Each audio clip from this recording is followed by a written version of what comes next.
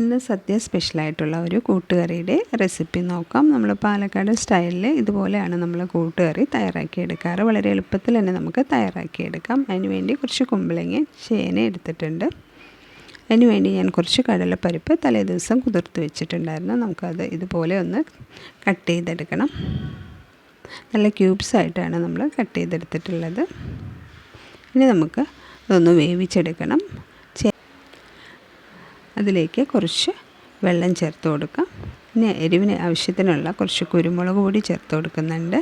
1 teaspoon കുരുമുളക് പൊടിയും എരിവിന് ആവശ്യത്തിനുള്ള മുളക് പൊടി, കുറച്ച് മഞ്ഞൾപ്പൊടി, ആവശ്യത്തിനുള്ള ഉപ്പും കൂടെ ചേർത്ത് നമുക്ക് നല്ലപോലെ ഒന്ന് അടച്ചു വെച്ച് വേവിച്ചെടുക്കാം.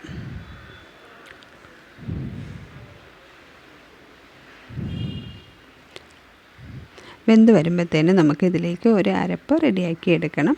അതുകൂടെ നമുക്കൊന്ന് റെഡിയാക്കി എടുക്കാം.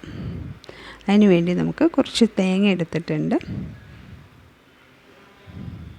അതിലേക്ക് കുറച്ച് നല്ല ജീരകം കൂടെ ചേർത്ത് ഒന്ന് ചതച്ചെടുക്കാം. ഒത്തിരി അരച്ചെടുക്കേണ്ട കാര്യമില്ല, ജസ്റ്റ് ഒന്ന് ചതച്ചെടുക്കാം. ഇപ്പോൾ കഷ്ണങ്ങളെല്ലാം നന്നായിട്ട് വെന്ത് വന്നിട്ടുണ്ട്. ഇനി നമുക്ക് ഈ അരപ്പ് ചേർത്ത് കൊടുക്കാം.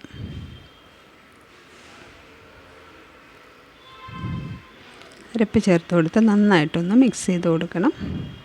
ഈ സമയത്ത് ശർക്കര നമുക്കൊരു കുഞ്ഞ് പീസ് ചേർത്ത് കൊടുക്കണം. ഞാനിപ്പോൾ ശർക്കര പൊടി ആയതുകൊണ്ട് ലാസ്റ്റാണ് ഞാൻ കുറച്ച് ചേർത്ത് കൊടുത്തിട്ടുള്ളത്. ഇപ്പോൾ അത്യാവശ്യം അരപ്പെല്ലാം നന്നായി യോജിച്ച് വന്നിട്ടുണ്ട്. ഇനി നമുക്കതിലേക്കൊരു വറവ് തയ്യാറാക്കണം. അതിന് വേണ്ടി കുറച്ച് വെളിച്ചെണ്ണ ഒഴിച്ച് കൊടുക്കാം. അതിലേക്ക് കുറച്ച് കടലപ്പരിപ്പ്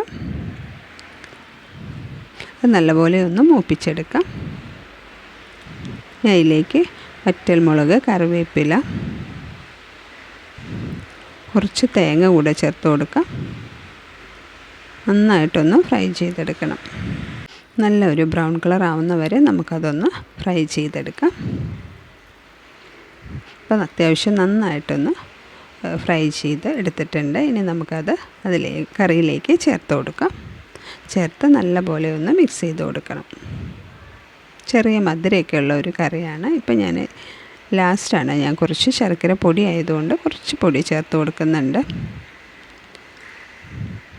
അതുകൂടെ ചേർത്ത് നല്ലപോലെ ഒന്ന് മിക്സ് ചെയ്ത് കൊടുക്കാം.